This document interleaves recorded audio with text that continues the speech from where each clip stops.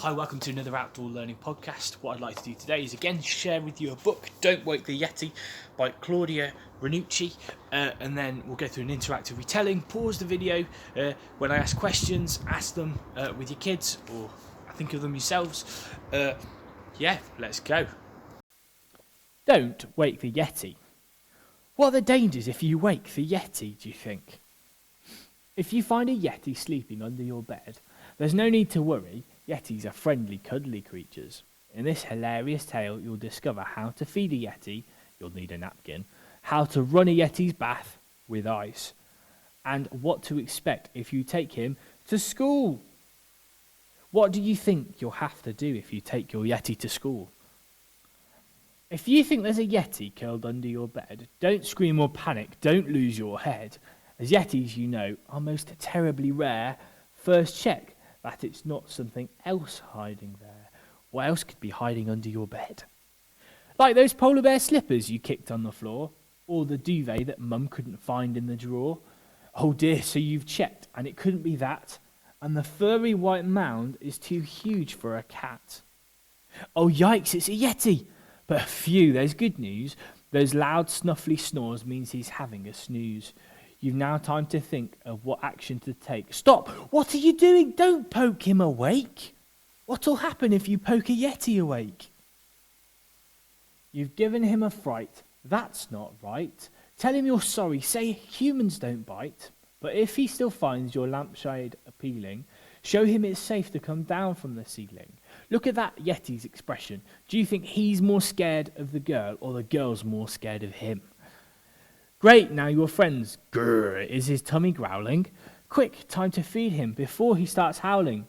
Best use a napkin to catch splots and slurps. And remember that Yetis grin thank you in burps. After you've cleaned up, he'll need a cold bath. He'll wear your mum's bath hat. It's kind not to laugh. Why can't you laugh at the Yeti? Top up with ice cubes, but don't even try to stay in the room when he shakes himself dry. Of course you'll be shouting, I've school, I'll be late. He'll beg to go with you, your brand new classmate. Would you let the Yeti go with you to school? How do you think your school teachers would react? The Yeti might think he's your bring and show pet. Your friends will gasp, wow, he's the funniest yet. He'll eat all the slugs on the playground, oh yuck. And don't let him loose on the slide, he'll get stuck. He'll make loud embarrassing noise, hoo-ee, but always polite, he'll grin, oops, pardon me. You should be aware, if you take Yeti shopping, he'll munch all the food till his tummy is popping, then squeeze in the freezer as Yetis love snow, and make a great fuss when you say, time to go. All Yetis, unfortunately, have tons of fleas. They tickle his tummy and big knobbly knees.